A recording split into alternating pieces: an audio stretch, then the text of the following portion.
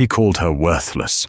He paraded his mistress in front of the world while treating his loyal wife like a servant. Alexander Sterling thought he was the king of New York's business world, and that his quiet, obedient wife, Isabella, was nothing more than a mistake he couldn't wait to erase. But he forgot one thing. Silence doesn't always mean weakness. Sometimes it means you're waiting for your army. Today, you're going to hear the true story of how a man who had everything lost it all in a single heartbeat, the moment he realized the woman he was divorcing wasn't a nobody. She was a princess. The invitation on the heavy cardstock shimmered under the recessed lighting of the penthouse suite. The 50th anniversary gala of Sterling Enterprises. It was the event of the year in Manhattan, a night where fortunes were made, alliances were forged, and social standings were cemented in stone. For Isabella Sterling, it felt like a summons to an execution. Isabella stood before the floor-to-ceiling mirror in the master bedroom, her fingers trembling as she smoothed the fabric of her dress. It was a simple navy gown, elegant but understated, off the rack from a department store, not the custom couture the other wives would be wearing. Alexander had cut her credit limits again last week. "Make sure you don't embarrass me tonight," Alexander's voice cut through the air, cold and sharp as a scalpel. Isabella turned. Alexander Sterling stood in the doorway, adjusting the onyx cufflinks on his bespoke tuxedo. He was undeniably handsome, with the kind of sharp jawline and piercing blue eyes that graced the covers of Forbes and GQ. But to Isabella, those eyes were no longer windows to a soul she loved. They were prison bars. "I won't, Alexander," she whispered, her voice barely audible. I wanted to ask if we could drive together. It's been months since—" "I'm riding with Sophia," he interrupted, not even looking at her as he checked his reflection. "She's the VP of Public Relations. We have business to discuss before the gala. You can take the town car and try to fix your hair. You look like a librarian, not the wife of a CEO. The mention of Sophia hit her like a physical blow. Sophia Laurent, his VP of Public Relations, his mistress, the woman who had slowly, methodically erased Isabella from Alexander's life, not by force, but by whispering poison in his ear until he viewed his own wife as a burden. "Alexander," Isabella said, a rare spark of defiance igniting in her chest. "It's your company's anniversary. The press will be there. It looks wrong if the CEO arrives with his assistant instead of his wife." Alexander crossed the room in 2 long strides, towering over her. The smell of his expensive cologne, sandalwood and arrogance, filled her senses. He gripped her chin, forcing her to look up at him. "Let's get one thing clear, Isabella. You are my wife on paper. Sophia is the one who helps me build this empire. You just exist in it. Don't make me regret letting you come at all." He released her with a shove and stormed out. A moment later, Isabella heard the front door slam.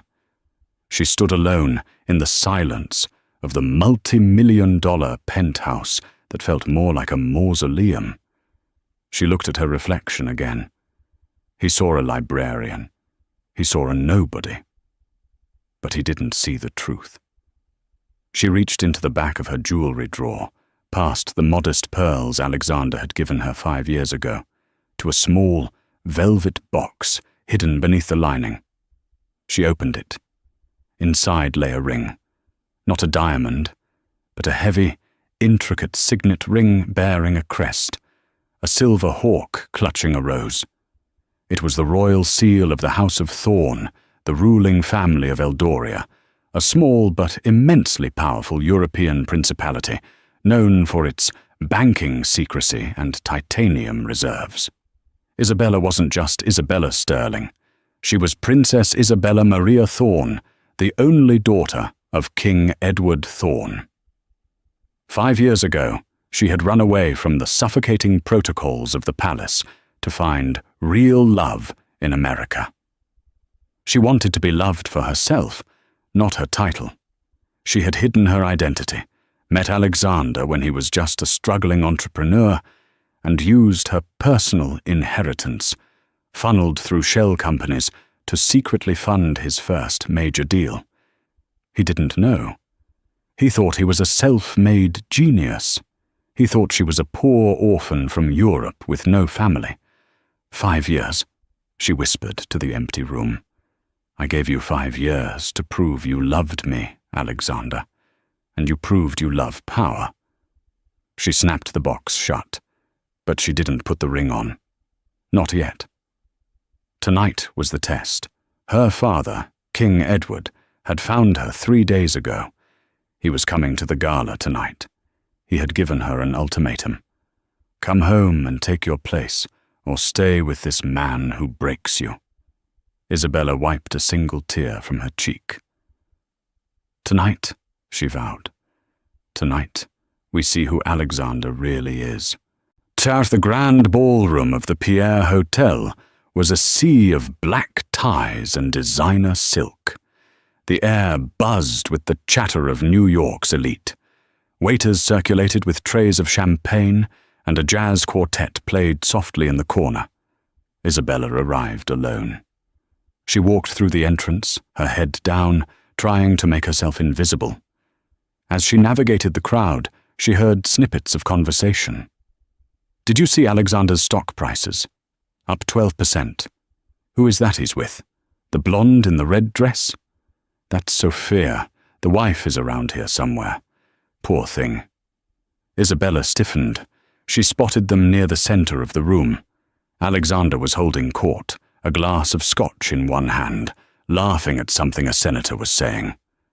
Clinging to his arm, draped in a scandalous scarlet Versace gown that screamed for attention, was Sophia. Sophia was undeniably stunning, with cascading blonde curls and a predator's smile. She spotted Isabella before Alexander did. She nudged him, whispering something in his ear. Alexander's smile vanished. He sighed, visibly annoyed, and motioned for Isabella to come over. Like a dog being called to heel, Isabella walked toward them. The circle of elites, bankers, politicians, tech moguls parted to let her in, their eyes filled with a mix of pity and amusement. Intertwined, Sophia cooed, her voice dripping with fake sweetness. Isabella! You made it. And look at that dress. So practical. Did you get it at Macy's? It's charming. A few people chuckled. Alexander didn't defend her. He took a sip of his drink. She has simple tastes, Sophia. Not everyone can carry off haute couture like you. Isabella felt the heat rise in her cheeks. It's blue, she said quietly. Your favorite color, Alexander? My favorite color is success, Isabella, he scoffed. Something you wouldn't understand. He turned his back on her, addressing the senator again. As I was saying, Senator, Sterling Enterprises is looking to expand into European markets next quarter. We're eyeing some partnerships in Eldoria. We hear the royal family is looking for foreign investors. Isabella froze. Eldoria.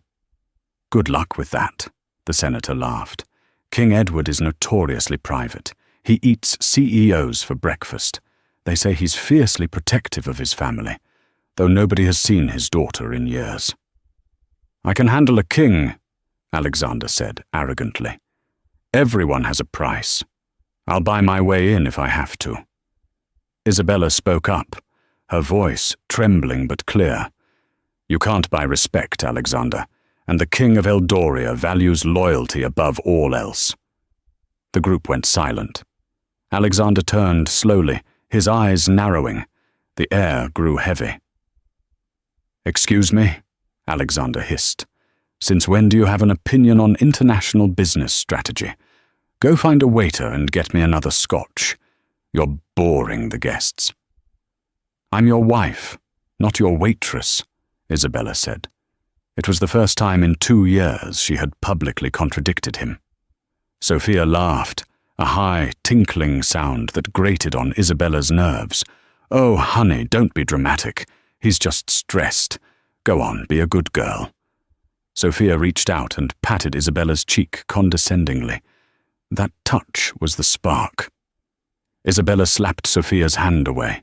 The sound echoed through the nearby crowd. The jazz band seemed to quiet down. Heads turned. "Don't touch me," Isabella said, her voice dropping an octave, losing its tremor.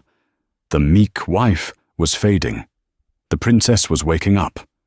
Alexander slammed his glass down on a passing waiter's tray, shattering it. Shards of glass and amber liquid spilled onto the marble floor.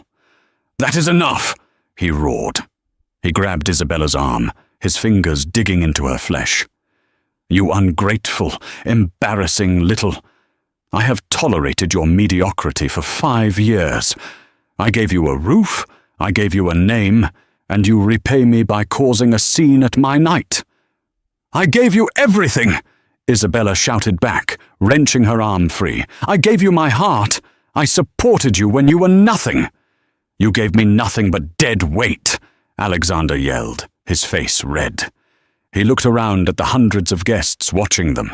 He needed to regain control. He needed to show he was the alpha. He sneered at her. "You want to know the truth, Isabella? I'm done. I was going to wait until after the holidays. But why wait? I want a divorce." Gasps rippled through the room. Sophia covered a smirk with her manicured hand. "I'm filing tomorrow," Alexander announced, his voice booming to the back of the room. "And don't think you're getting a dime. You signed a prenup. You leave with what you came with, which is absolutely nothing. You are a nobody, Isabella. You always were, and without me, you'll go back to being a nobody." Isabella stood there, the words washing over her. Strangely, the pain didn't break her. It crystallized her. "A nobody?" she repeated softly. "Worthless," Alexander confirmed, wrapping an arm around Sophia's waist. "Now get out of my sight before I have security throw you out." Isabella looked at him, really looked at him, and saw him for the small, greedy man he was. She reached into a clutch, but she didn't pull out a tissue. She pulled out the velvet box. "I will leave, Alexander," she said, her voice suddenly calm, regal. "But first, there is someone who would like to have a word with you about that European expansion you mentioned." "What are you babbling about?" Alexander snapped. Suddenly, the heavy double doors at the main entrance of the ballroom blew open with a thunderous crash. The room fell deadly silent. Marching in were 12 men in dark suits, wearing earpieces and silver lapel pins, the Royal Guard. They moved with military precision, flanking the entrance. Then, a man stepped through. He was in his 60s, with silver hair and a beard that commanded authority. He wore a tuxedo, but across his chest was a sash of purple silk and a chest full of medals. He carried a cane topped with a gold hawk. It was King Edward Thorne of Eldoria. The senator dropped his drink. "My God," he whispered. "That's the king." Alexander's eyes went wide. He adjusted his tie, panic and excitement warring in his face. "The king? Here? Is he here for me?" He pushed Sophia aside and stepped forward, putting on his best salesman's smile. "Your Majesty," Alexander called out, striding toward the center of the room. "What an honor! I am Alexander Sterling. I assume you're here to discuss the investment deal?" King Edward didn't even look at Alexander. His steel-gray eyes scanned the room, bypassing the billionaires and the models until they locked onto the lone woman standing in the center of the circle, clutching a velvet box. The king walked right past Alexander, as if he were a ghost. Alexander froze, confused. "Your Majesty." The king stopped in front of Isabella. The room held its breath. Isabella looked at the old man, tears welling in her eyes, not of sadness but of relief. King Edward dropped his cane. It clattered loudly on the floor. He opened his arms. "It has been too long," the king's voice boomed, deep and emotional. "My daughter." The silence in the room was so profound, you could hear a heartbeat. Sophia's jaw dropped. Alexander's face went pale, the color draining away until he looked like a sheet of paper. "Daughter?" Alexander stammered, his voice cracking. Isabella stepped forward and embraced her father. When she pulled back, she opened the velvet box, took out the signet ring with the royal crest, and slid it onto her finger. She turned to face her husband, her eyes dry and cold as ice. "You called me a nobody, Alexander," Isabella said, her voice ringing with the authority of centuries of royal blood. "Allow me to reintroduce myself. I am Princess Isabella Maria Thorne of Eldoria. And you have just declared war on the crown." The silence in the Pierre Hotel ballroom was shattered by the blinding flash of 1,000 smartphone cameras. Every guest, from the senator to the waitstaff, had their phones raised, capturing the fall of Alexander Sterling live for the world to see. Alexander stood frozen, his mouth opening and closing like a fish pulled from water. He looked at the signet ring on Isabella's finger. The silver hawk, the symbol of absolute power he had joked about conquering just minutes ago. "Princess?" Alexander laughed nervously, a high-pitched, manic sound. He looked around the room, desperate for an ally. This is a joke, right? Isabella, honey, you hired an actor. It's a prank for the anniversary." "Very funny. You got me." He reached out to grab her shoulder, trying to force a camaraderie that didn't exist. Thwack! Before his hand could graze the silk of her dress, a heavy cane cracked against his wrist. Alexander yelped and recoiled, clutching his hand. King Edward stood between them, his face a mask of terrifying calm. "Touch Her Royal Highness again," the king said, his voice low but carrying to every corner of the room, "and you will lose the hand." Alexander's face turned from pale to grey. The pain in his wrist told him this was no actor. This was real. The man he had planned to swindle was standing in front of him, defending the wife he had just discarded. "Your Majesty," Alexander stammered, his survival instinct kicking in. He dropped to his knees, not out of respect, but out of fear. I didn't know. Isabella never told me. She lied to me. If I had known she was royalty, if you had known," Isabella interrupted, her voice cutting through his excuses, "you would have treated me like a trophy instead of a person. You would have paraded me around like you do your cars and your mistress. I wanted to be loved for who I was, Alexander. And you showed me exactly how much Isabella the Nobody meant to you."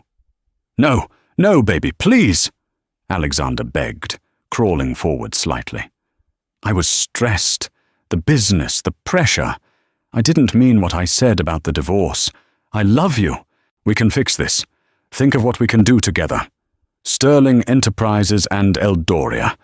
We would be unstoppable." Sophia, realizing the ship was sinking, tried to slink away into the crowd. "Going somewhere, Miss Laurent?" Isabella asked. Sophia froze. The crowd parted, leaving her isolated in her bright red dress, looking like a blood stain on the pristine floor. Isabella walked toward her. Sophia trembled.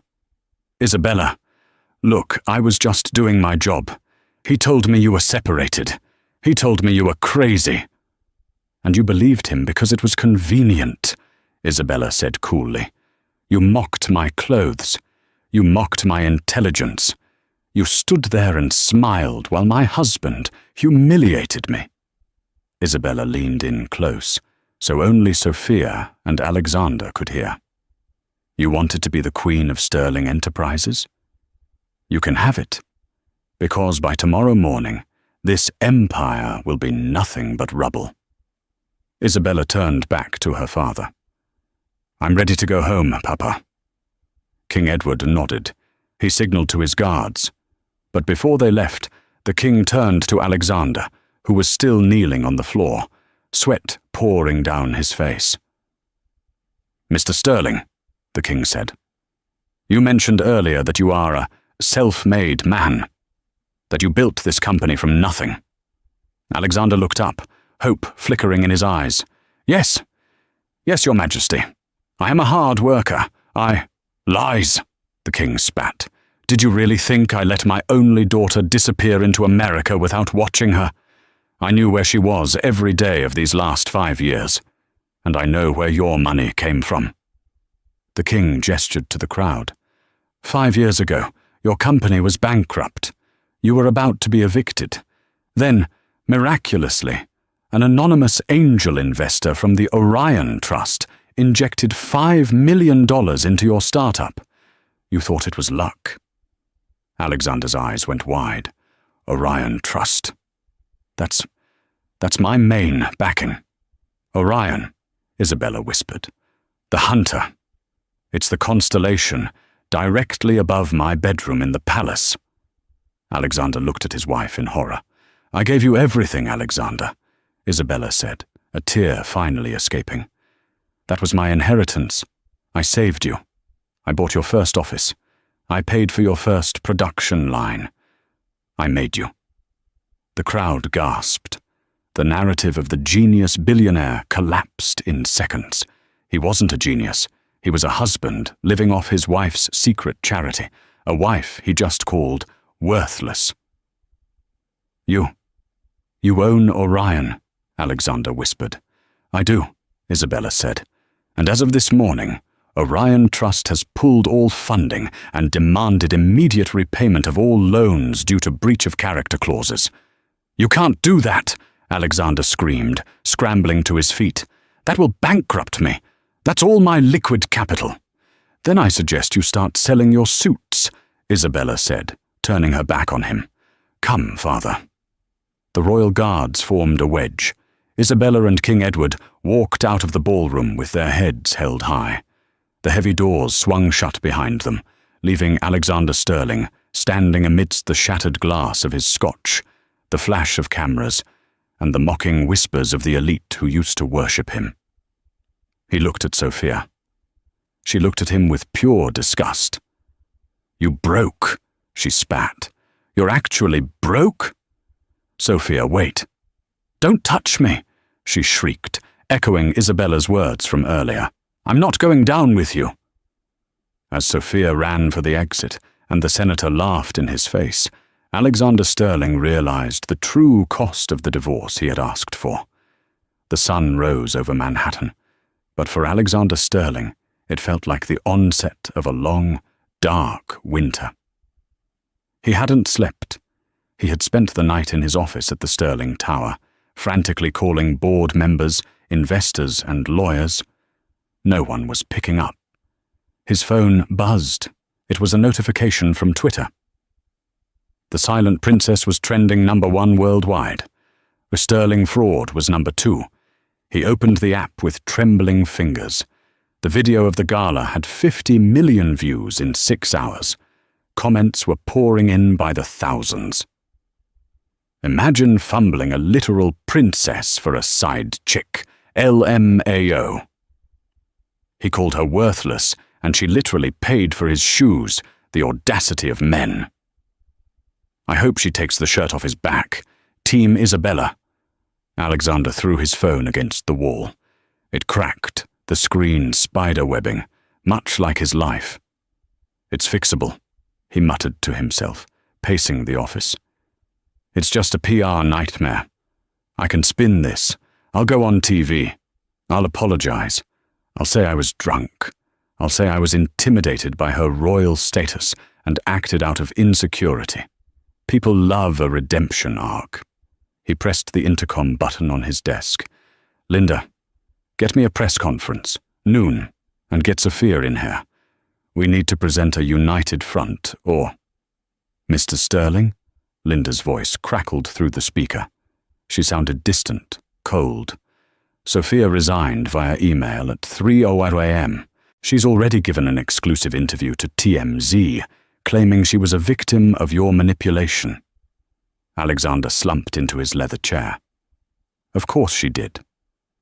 Also, sir, Linda continued, the board of directors is here.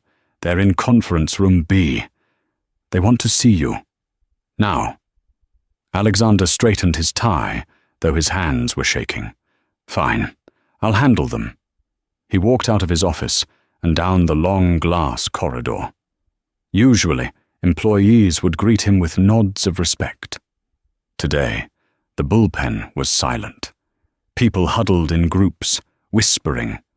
When they saw him, they quickly looked down or pretended to type. He could feel their judgment burning into his skin. He pushed open the doors to conference room B. The long mahogany table was full.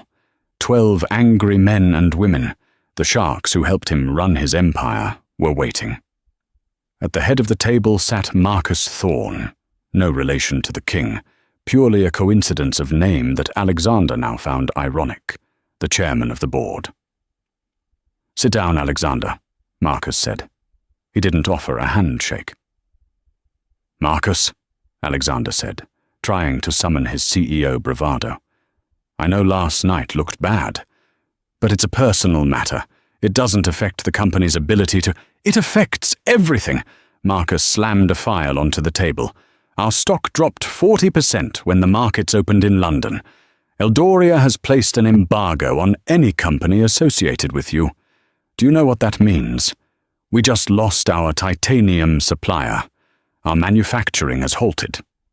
I can fix it, Alexander insisted. I'll talk to Isabella. She loves me. She's just emotional right now. The door to the conference room opened again. I'm afraid that won't be possible, Mr. Sterling. A woman stepped in. She was sharp, terrifyingly poised, wearing a suit that cost more than Alexander's car. She carried a leather briefcase. Who are you? Alexander demanded. I am Dame Evelyn Cross, the woman said, her British accent clipping the air. Royal attorney for the House of Thorne, and I am here to serve you. She slid a thick stack of documents across the table. What is this? A restraining order for starters, Evelyn said calmly. You are to come nowhere near Her Royal Highness. Secondly, this is a notice of asset seizure. Alexander laughed incredulously. Seizure? You can't just seize my company. Not your company, Mr. Sterling. Her company.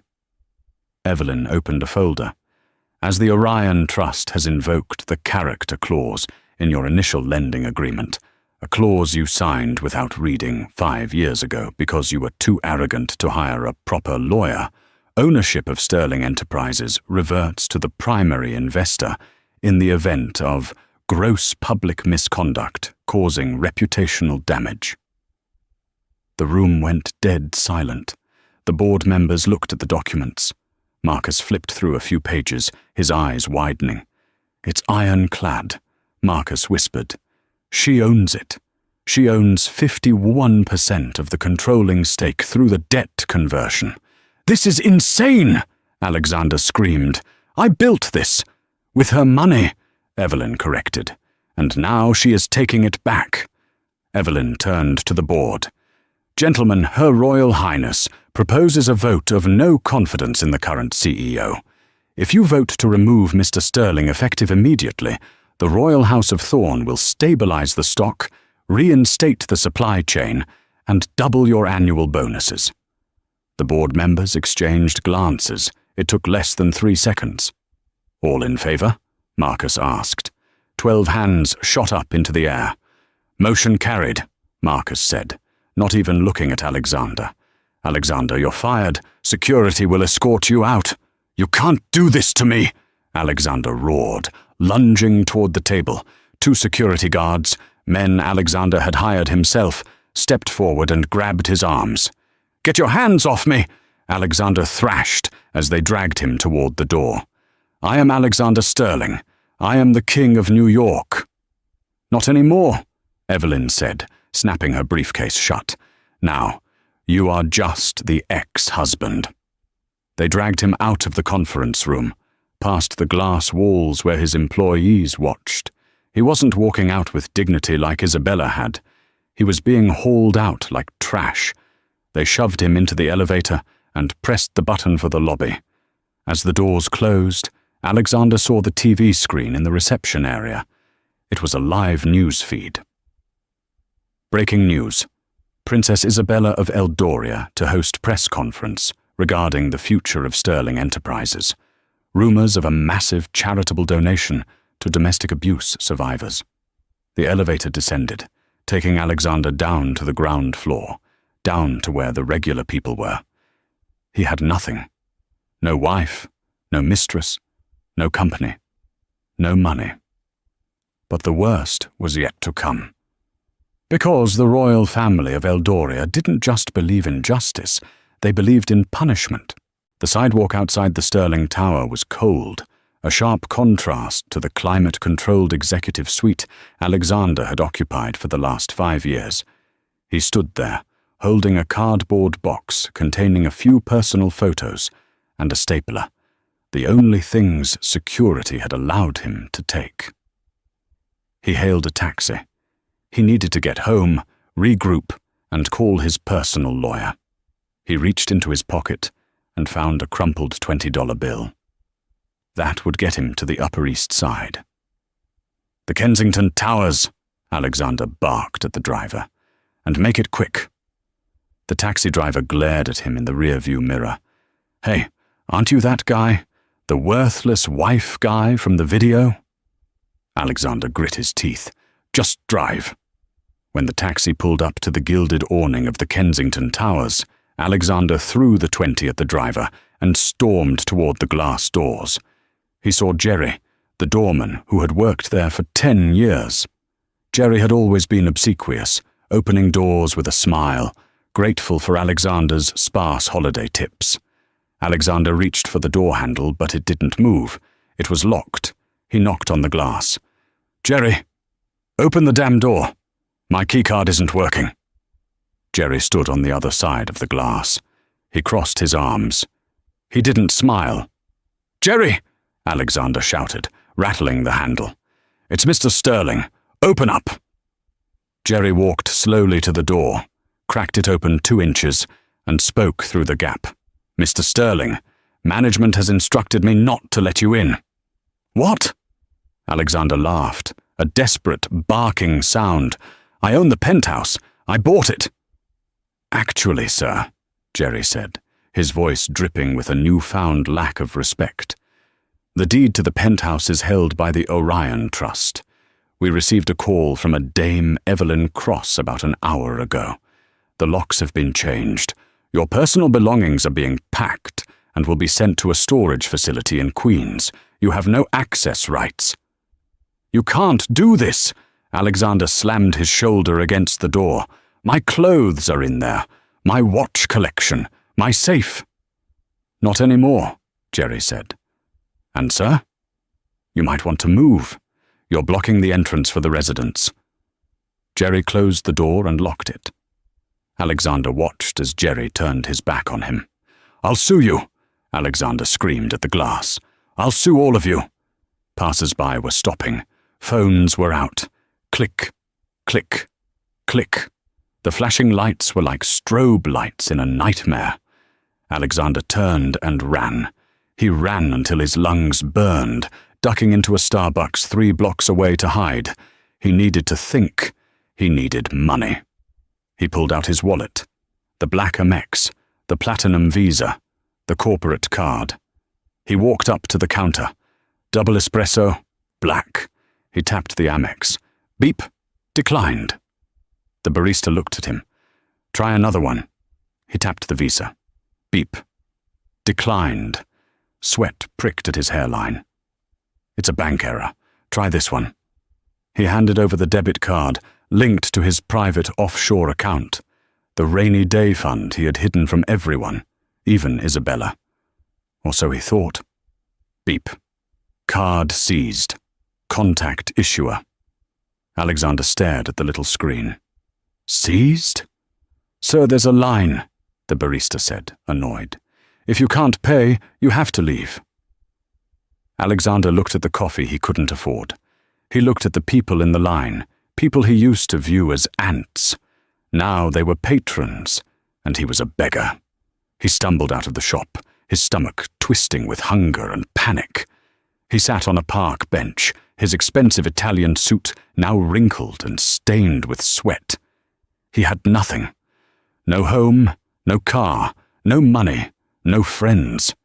He pulled out his cracked phone. He had one option left. He had to talk to Isabella. He had to convince her that this punishment was too severe. He had to play the victim. He checked the newsfeed again. Princess Isabella and King Edward to depart from Teterboro Airport at 6 p.m. tonight. It was 4:30 p.m. He had to get to New Jersey. He had no money for a cab. He looked at his wrist. His watch, a Patek Philippe, worth $80,000. He had been wearing it when he was fired. He ran to a pawn shop on 8th Avenue. The broker, a greasy man behind bulletproof glass, looked at the watch, then at Alexander. $500, the man said.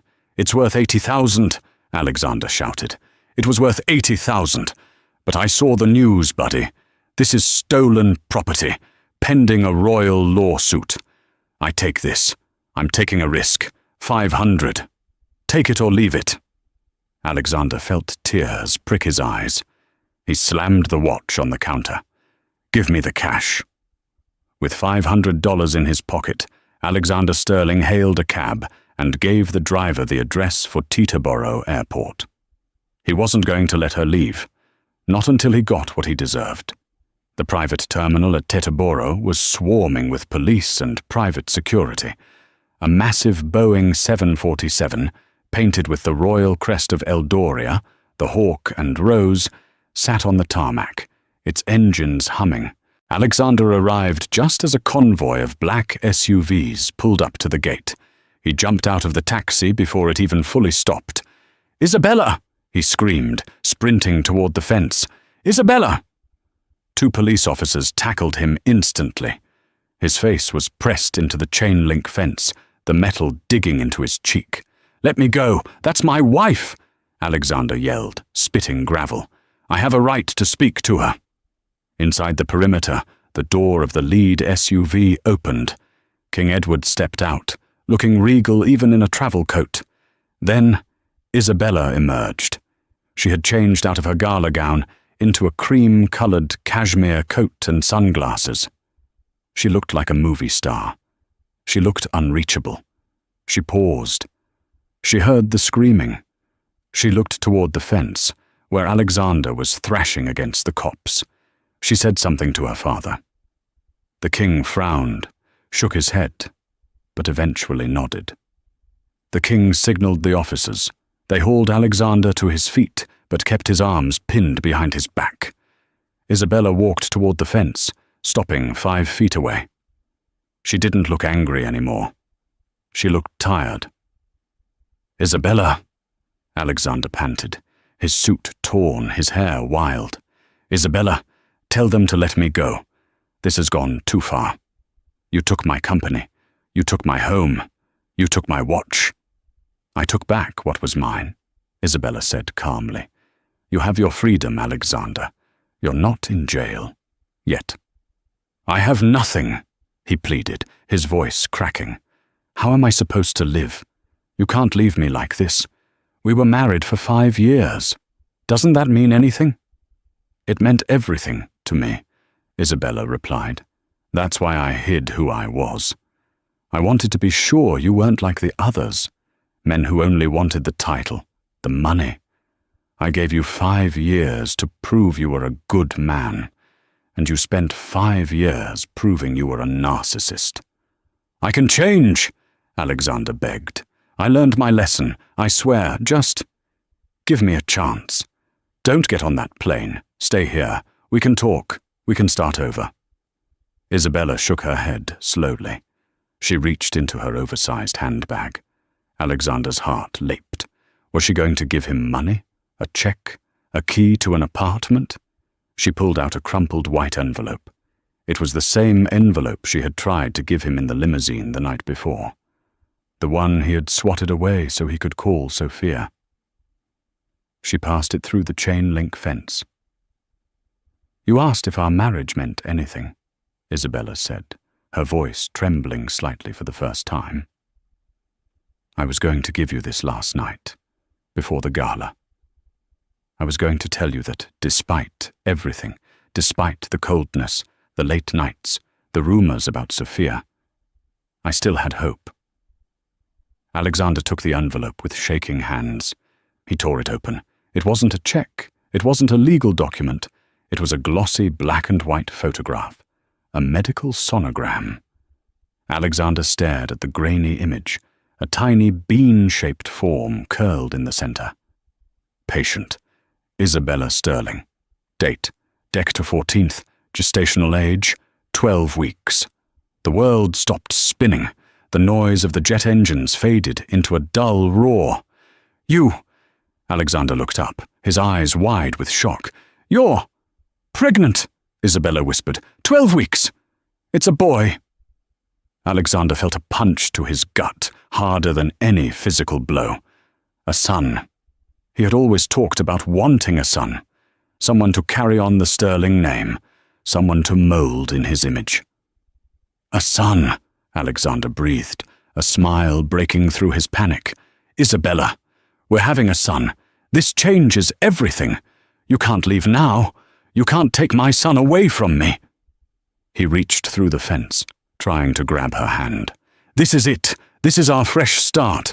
I'll be a great father. I promise. Let me in. Let's go home." Isabella took a step back, out of his reach. Her face hardened into stone. "You don't get it, do you?" she said, her voice cold as the grave. "Last night, when you told me I was worthless, when you said you wanted a divorce, you weren't just discarding a wife. You were discarding the mother of your child." "I didn't know," Alexander screamed. "You didn't care to know," she shouted back, her royal composure cracking. "I tried to tell you in the car. You told me to shut up and fix my hair. You chose your mistress over your family." She took a deep breath, composing herself. "This child," she said, pointing to her stomach, "is a prince of the House of Thorn. He will be raised in Eldoria. He will be taught honor, duty, and respect. He will be a king one day." She looked Alexander dead in the eye. "And he will never, ever know your name." "You can't do that," Alexander thrashed against the copse, tears streaming down his face, mixed with snot and dirt. "I have rights. I'm the father." "You signed the divorce papers this morning," Isabella said. "Or rather, your power of attorney did when the assets were seized. And in Eldoria, royal custody is absolute. You are a stranger to this child." She turned around. "Isabella, no, please," Alexander howled. "My son! Don't take my son!" King Edward stepped forward. He looked at Alexander with a mixture of pity and revulsion. "You built a house of glass, Mr. Sterling," the king said. "Do not be surprised when it shatters." The king offered his arm to his daughter. Isabella took it. She didn't look back. They walked across the tarmac and up the stairs of the massive jet. The door closed. The engines whined to a crescendo. Alexander collapsed against the fence, sliding down until he hit the asphalt. He clutched the sonogram photo to his chest, the only thing he had left of the life he had destroyed. As the plane lifted off into the orange sunset, carrying his wife and his unborn heir away forever, Alexander Sterling let out a scream that was lost in the roar of the jet wash. He was the King of New York no more. He was just a man in a torn suit, crying in the dirt. New York City had moved on.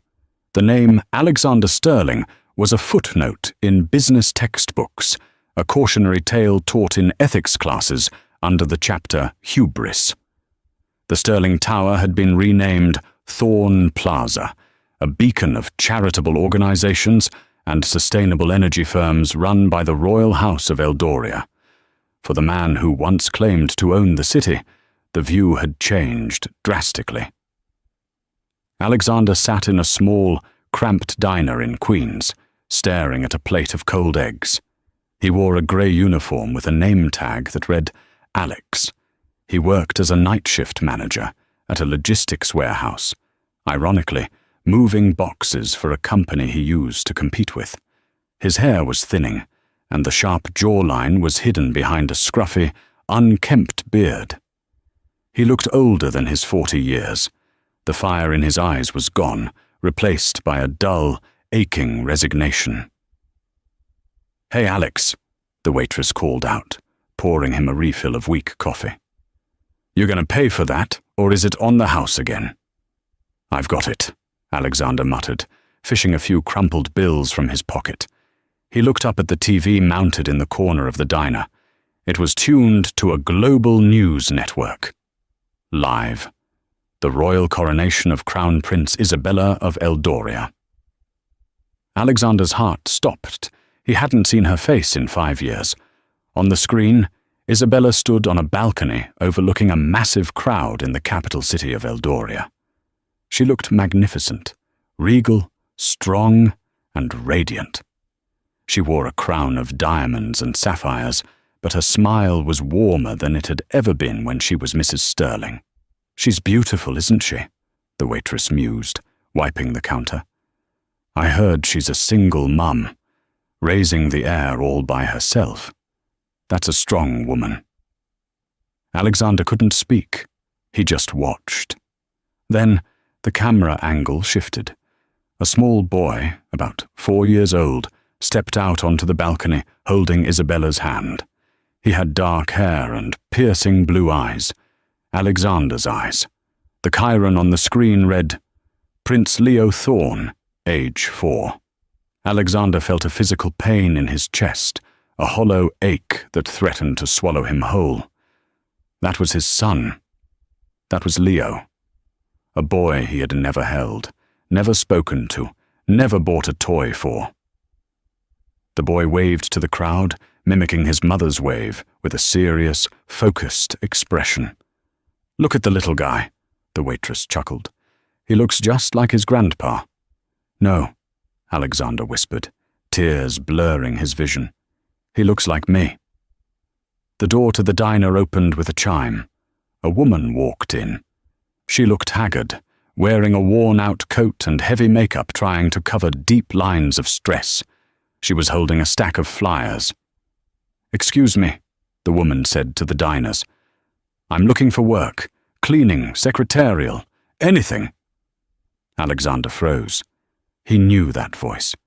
It was Sophia. She looked nothing like the red dress siren from the gala. Her blonde hair was brittle, her face gaunt. The scandal had destroyed her career even more thoroughly than it had Alexander's. No reputable firm would touch the mistress who mocked a princess. Sophia moved down the line of booths. She stopped at Alexander's table. She didn't recognize him at first. "Sir, if you know of any openings," she began, then stopped. She squinted. "Alexander," she breathed. They stared at each other. Two ghosts of a former life, brought low by their own greed. "Sophia," Alexander said, his voice raspy. "You look terrible," she said, a ghost of her old sneer appearing before vanishing into misery. "So do you," he replied. "I live in a studio in the Bronx," she admitted, sitting down uninvited. "I lost everything. The modeling contracts, the apartment. Nobody invites me to parties anymore." "I saw the news," Alexander said, nodding at the TV. Sophia looked up. She saw Isabella and Prince Leo on the screen. The crowd on TV was cheering, "Long live the Queen!" Sophia let out a bitter laugh. She won. She actually won. "She didn't win," Alexander said softly, unable to take his eyes off his son. "She just didn't lose herself." "We did," He stood up, leaving his unfinished eggs.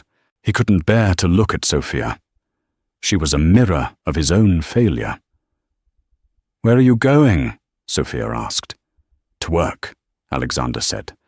"I have boxes to move."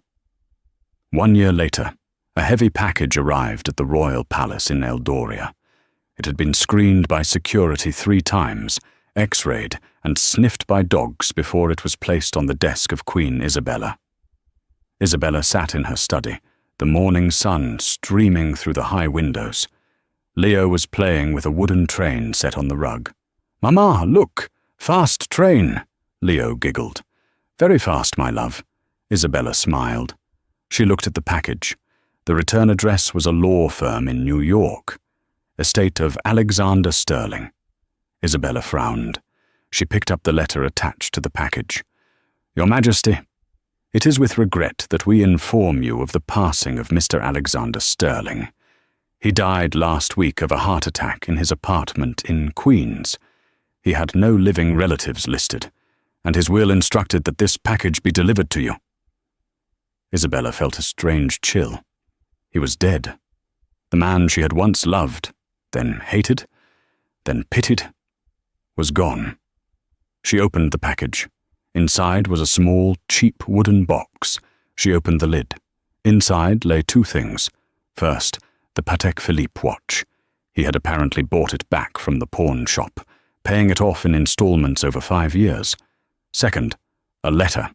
Handwriting she recognized instantly, though it was shakier than she remembered.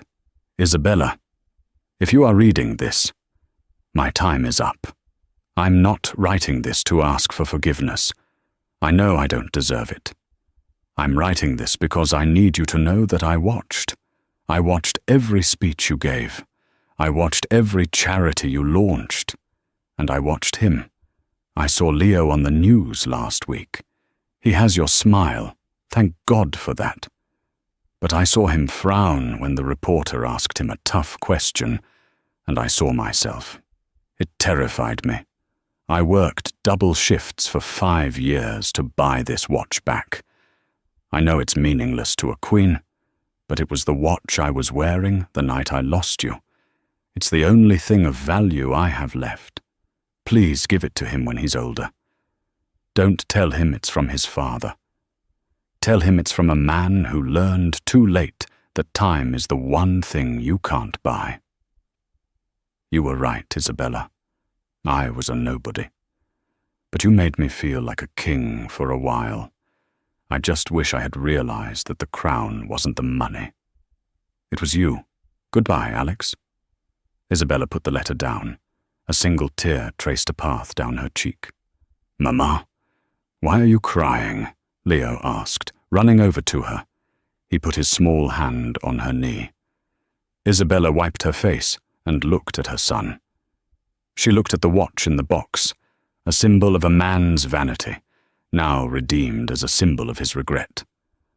"I'm not sad, Leo," she said, picking him up and setting him on her lap. "I just received a gift." "From who?" Isabella picked up the watch. She fastened it around her own wrist. It was loose, heavy, and cold. "From someone I used to know," she said softly. "Someone who taught me a very important lesson." "What lesson?" Leo asked, his blue eyes wide. Isabella kissed his forehead. "That true power isn't about what you own, my love. It's about who you protect." She stood up, holding her son, and walked to the window. Outside, the kingdom of Eldoria stretched out, green and golden in the sunlight. She was the queen. She was a mother. And finally, she was free. And that is the tragic, redeeming end of Alexander Sterling. He spent his whole life chasing gold, only to die with nothing but a watch and a regret. It's a harsh reminder.